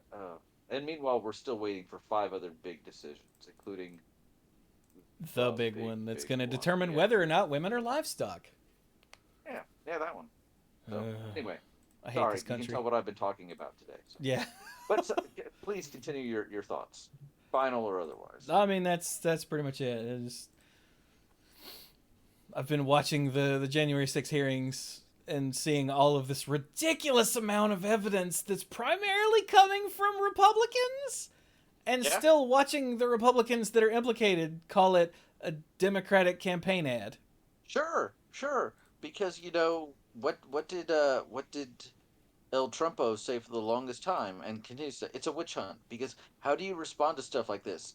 You just say, you're either classy and you're like, wow, I made mistakes and I should resign, or you're like, no, they're out to get me. And it doesn't matter what they pile on or what you said in your own voice that's been recorded and is on the internet and everybody can review. You just say it's not true, and you just stick to that, and eventually people are like, wow, he says it wasn't true. I guess that means so. Like Activision Blizzard cleared Activision Blizzard of wrongdoing. Like, they're like, we looked into it and we don't think we did anything wrong. Well, of course you don't. I've heard that story described as never has the Obama giving Obama the Nobel Peace Prize meme been more apt. Yeah. But like, Brian, you're a criminal defense attorney. How many of your clients, if they were in charge of it, would be like, I didn't do it? I thought you were just going to say, Brian, you're a criminal. You know what surprises me more is sometimes the people that are like, yeah, I did a bad thing, and I own up to it. I'm not saying that none of them do it. I'm just saying, like, it more surprises me that I'm like, wow, okay. But yeah, not many. Not many would be like, you know what? And even the ones that say, like, I did a wrong thing here, probably would not still judge themselves very harshly. They would probably be like, I did a review of myself, and while this was regrettable, I think we've all moved on. Thanks a lot. End of story. Exactly. Didn't what's his face, the really creepy guy toward the top of the organization, say, like, yeah, they re-elected the board, including Bobby Kotick, which is just wonderful. I'm so glad that I pulled out of literally every Activision, well, Blizzard. I didn't play any Activision games yet, but all Blizzard games, because at this point, no, like, there was the thing going along, well, you keep playing the game because the employees that work there are good, though. It's just the higher-ups that are bad. And at this point, I'm like, I don't care how good the employees are. I'm sorry. I actually have a couple friends who work there, and no, I'm out. I just can't. I will say, I really don't begrudge anyone who makes Hearthstone or Overwatch like either a part of their life or like a part of their career, and then being like, I can't really just like cut it off like that. I understand that. I feel incredibly lucky that I got so bored of Hearthstone and Overwatch before all this crap happened. Yeah, he did it again. I'm so bad at this. I'm sorry. I'm trying so hard. But but like I said, I just count myself lucky that it was so much easier for me to push that stuff out of my life. It's not as easy for some people, and I get that. Yeah, and I feel bad. This goes back to the pigeonholing conversation that we were having before the show. Exactly. Actually, I was just talking about this last night with Amanda. I brought up randomly, I don't remember why, I brought up Firebat. And I pulled up Firebat's YouTube channel and scrolled down to Hearthstone stuff that was getting like 60, 70, 80, 90,000 views. Yeah. And then when he stopped putting up Hearthstone videos and went to like Teamfight Tactics, they were like 8,000 views. And yeah, after a few months of that, he just vanished. Like, his YouTube channel stopped uploading, his Twitch stream. Apparently what he said on his last Twitch stream was, all right, I'll see you guys tomorrow. And he signed out and he never came back. His Twitter account is just gone. Like, it's not even inactive. It's just gone. And that's creepy. Yeah, apparently he just decided I'm out of content creation all at once and dipped out just immediately. I found a YouTube video someone did that was like, what happened to Firebat? And I was like, oh! And I watched it, and apparently he's good. He just isn't doing this crap anymore. And I was like, oh, well, good for him. As long as he's safe and good. Yeah, glad he's okay, because I always liked Firebat. He was entertaining. Also, some of his buddies that he Hearthstoned with a lot were implicated in some bad things, which put a horror. Do what? That makes it worse. Yeah, which put a horrible taint on. He was constantly dealing with questions about them, and he's like, I had nothing to do with that, bruh. I'm sure that had a big thing to do with him just dipping out. Yeah.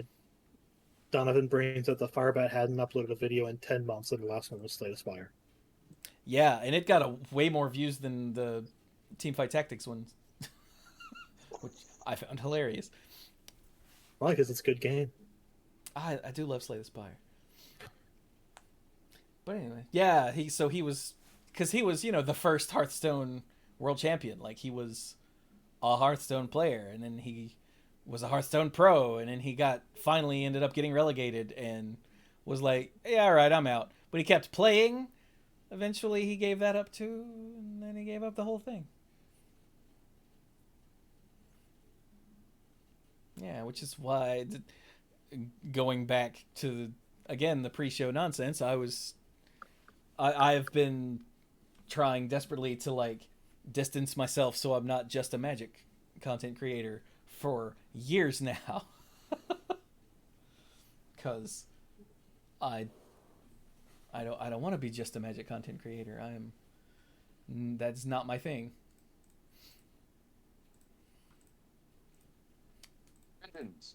But anyway, so that was that. But not entirely sure what that was. So hey, I guess I should go do the Patreon thing, because hey, you can go, in case you didn't know, to patreon.com/themanapool and become a lifeguard, and that'll get you. Hey, Chewy. Hey. Hate to interrupt you. Do I not get final thoughts? Or should get final thoughts. Yeah, but you're the guest, so it's gonna do this nonsense and then pass it over to you. Oh, sick. Okay, cool. Don't want to name that. Yeah. It's been so long since you've had a guest. I forgot what the thing was. Now, if I'm being actually straight with you, yes, I forgot that you hadn't had one yet, and I was going into the end thing. But now that I've started the Patreon thing, I have to finish that, and then I like cover. Yes, please finish. That was a good cover, I thought, but I can't just lie to you like that. So yeah, it's been so long since we had a guest that I just sort of zoned out. So stay tuned for Stark Maximum's final thoughts. Yeah. So yeah, this is patreon.com/themanapool. You can get the podcasts early and the odds and ends and the sponsorship shout out. Odds and ends is all the stuff recorded before and after the show, which I have been posting these relatively soon after the episode goes up. I don't think I did last week's yet, but I'll probably do both of these in the next couple days. So yay. But the Mythic Lifeguards are, let's do it in this order. Yeah, that works. Kim Ho, Jake Jansons, PJ McMullen, Timu Hillis Haryu, Jason Kaus, Andrew Hunt, The Beast Father, Aaron Goodwine, Al, Jason Doan, Cody Buckowing, Casey, John Parker, Beardy Man, Scuzzo, Connor Kennedy, Gothic Man, Violet Moon, Pinball Witch, ALK Alters, and Mr. Dr. Lewis. Yay! Thank you to all of our Mythic Lifeguards and all the lifeguards at every tier, and everybody who subs on Twitch, and everybody who's just, here. All of you listening. We appreciate you very much. So, now that I totally planned on doing that and then going into Stark's final thoughts. Hey, Stark, you got any final thoughts? Well, thank you, Chew. I really appreciate that you planned this out and that it wasn't a direct caller for you live on stream. That would be embarrassing. I'm so sorry.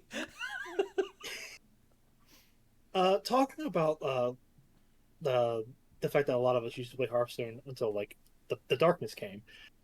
Recently, Doug released a video about the 2016 World Championship back when he was working with Blizzard doing that kind of thing, and it's a fun little nostalgic look back at like a really notable time in Hearthstone's infancy, and it's a great story because he talked about how he almost ruined it because he told Pavel backstage, if you win, like a lot of times when a Hearthstone champion like wins a thing, they'll grab the reward and then just walk off, and it's kind of awkward. He's like, I want you to celebrate, if you get the championship and you get the trophy, like hold it up over your head a bit, like celebrate and look kind of triumphant. And Pavel's like, yeah, okay, I can do that. But Pavel's young and he didn't speak English very well, so when he won and he came out with the trophy, he did exactly what Doug, who back then was called Glutus, told him to. He held it up over his head, and then he held it up over his head, and then he did not stop holding it up over his head for the entire end of the tournament because he didn't know when to put it back down. Because he just said, "Pull it up above your head and look triumphant," and he didn't give like a "and if then" statement to make him stop. Aww. So he's watching the video. This is on Doug Doug's like second channel, Doug, where he's watching the video and he's just pointing out stuff like there I am. You can see me in the back, and he's like watching it, and then he'll pause it and be like, he's still holding it up. I'll play it again. It'll move away from Pavel, and then when it goes on a big shot, he'll pause it again and be like, he's still holding the freaking trophy, and we're trying to tell him to put that thing down. It's a very funny video. I would recommend checking it out. Final thoughts for me. The most notable thing that has been happened to me recently is that today is the official start of session 0 for my upcoming Fate condensed campaign. I don't know if I brought this up. That I'm starting that now because I'm just finished a little bit coming off of a 2-year D&D campaign that we finished. Like, we beat the final boss and we got a complete and total ending, and it was great. It's an extremely satisfying moment for me. Being a GM for this D&D group has been literally life-changing for me. Like, it has completely opened my eyes into like, oh, this is what I should have been doing for the past 10 years instead of playing Magic. Darn it. That's so much time I could have spent getting better at this. But it's been so much fun. It's been so great. Like, it's just so much more natural to me to just be thinking of cool story ideas and what I can do with my players' characters rather than like, okay, what's the most efficient thing to play and burn right now? Do I have that? Can I afford it? I don't think I can. Can I even make it out to the store to play FNM? I don't think I can. That kind of thing. We are starting a Fate Condensed campaign. I'm calling it an urban fantasy noir set in a setting called Onyx City, which is like a kind of like a Gotham, kind of like big, dark, moody city where it's always raining and there's always just as likely someone to put a knife in your back as there is someone to hold your hand, that kind of thing.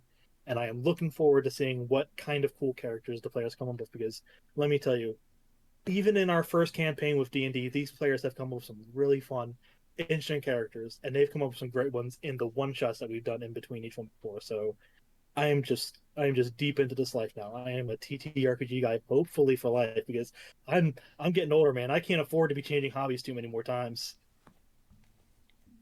So soon you'll give up on tabletop RPGs and get into forging. God, that's depressingly possibly likely. No. Do both. It's cool. I can do both. I can multitask. Yeah. Maybe not at the same time, but I've been reading a bunch of like old RPG systems, like old editions of D&D. That's just like old 80s and 90s RPGs, just like to get a vibe of like the history of RPGs and stuff, so I can be like kind of a scholar of that sort of thing. And like having all this random little information about weird games that nobody's know. Did you know that they made a Ghostbusters RPG? It was only like 60 pages long. Yeah, it's funny, and one of the critical flaws that you can make for your character is sex, and it has which one was the freaking sorry, which one was God's Dark. I'm sorry, I'm trying. Venkman, which one was the one that? What's his name? What's the name of the one who's also Garfield? Peter Venkman. Yeah. Peter Venkman. Venkman, yeah. Yeah, on the side it's got like this little picture of Venkman, and he has a talk to him and saying that one's the best one because that's the kind of guy he is.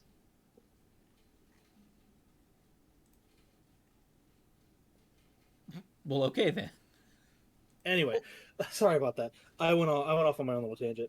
That's really all I had to say. That's what we do here. So I was gonna say, were you here the rest of the episode? Yeah, It was the Men in Black so. RPG Not that sure. won some awards. Men in Black RPG?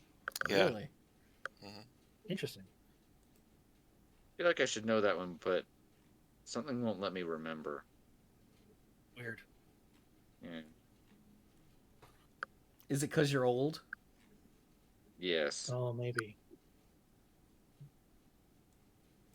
Damn, now I feel bad. Because you're like, yes. Oh.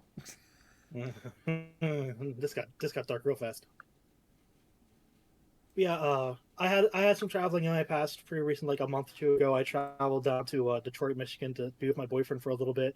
We were supposed to go see Weird Al in concert, and then he got COVID, so that got canceled like immediately. Like the day before you left or something, you said?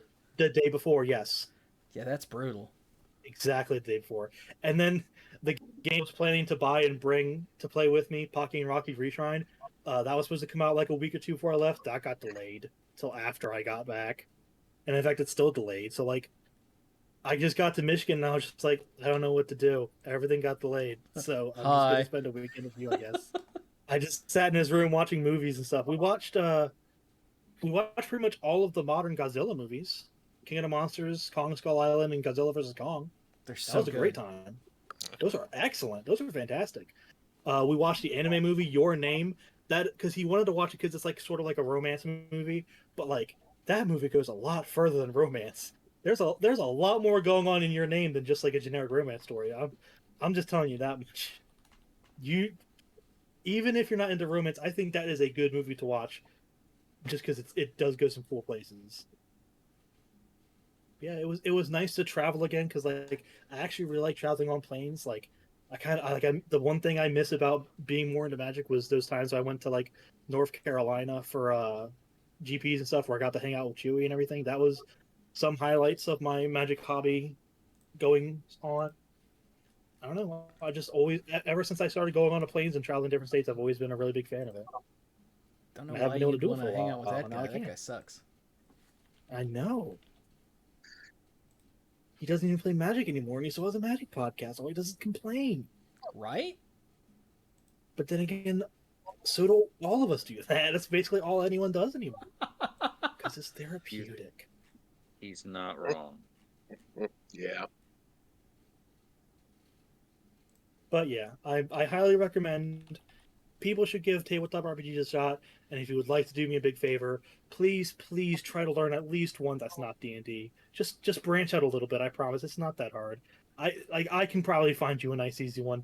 It's not too bad. There's so many good tabletop RPGs out there that are so much easier to get into than D&D. I promise you. Not D&D is awful. I still love it myself, but just you know how we tell Harry Potter readers to read another book? Play another game, please. Just one. Yeah, just branch out a little bit. That's what you're talking about. I don't read any books that aren't about teenage wizards named Harry Potter. I can't blame you. What else would you need in life? I know, right? Maybe a book written by a good person. Anyway, should we go ahead and end the show? Yeah, I was gonna say I could think of a significant number of things. There we go. So yeah, okay, we've been at this forever now. So we'll stop. So bye. Be good to each other, everybody, and listen to the Guile theme. Yeah, definitely listen to the Guile theme and the Power Rangers theme and Punch Out theme, like the original NES Punch Out theme. And listen to them all at the same time too. And see how that works out. And when you start bleeding from the ears, blame Stark. Yeah, I'm used to that. But yeah, remember that everyone gets human rights, and if someone is trying to take away a certain group of people's human rights, that's a bad person. It's weird that in 2022 that is apparently a controversial thing to say, but I meant to bring this up earlier, and I know we're about to end, but when I was traveling around, we did a decent amount of shopping in Maine, and I took a picture of a bumper sticker that was on sale that I really liked. And I'm scrolling to it now.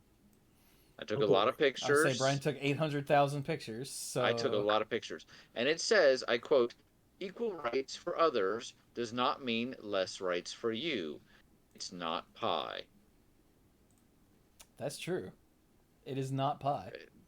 And it's just amazing to me how many people need to learn this very basic fact. And I was just happy to see it on sale on a bumper sticker in a store in Maine. That is pretty good. I like it. So, with that, this was our No Plane Like Home for the Sword Coast, and also, I guess us being, filthy liberal SJW snowflakes. So, yay! Yay. That should drive away those last, like, 3 people who would actually call us that, not ironically.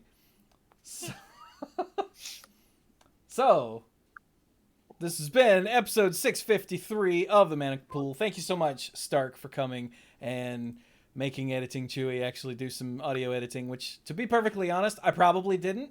I probably just uploaded the episode because I, just probably did.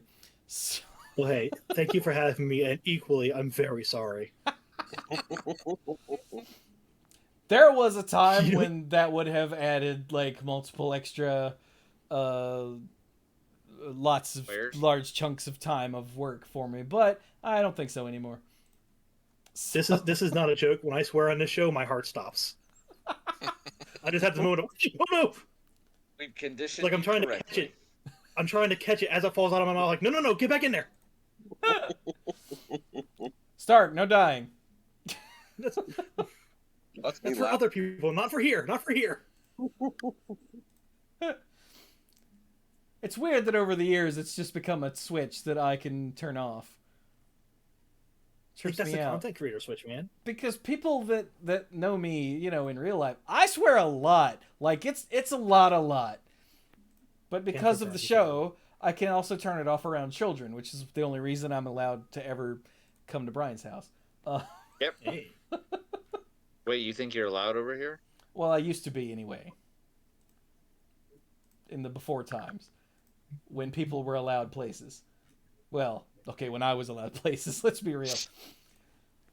But anyway, yeah. But seriously, Stark, don't worry about it, and thank you very much for bringing your expertise here. So we weren't, because Dirk had the good idea, and we had literally no way of doing it. It's like, oh yeah, that's a good idea. Feel free to have me on the show the one time a year D&D ever comes up. Duly noted. Make a note for August of 2023. And okay. I'll forget by then. Good. Yeah, me too.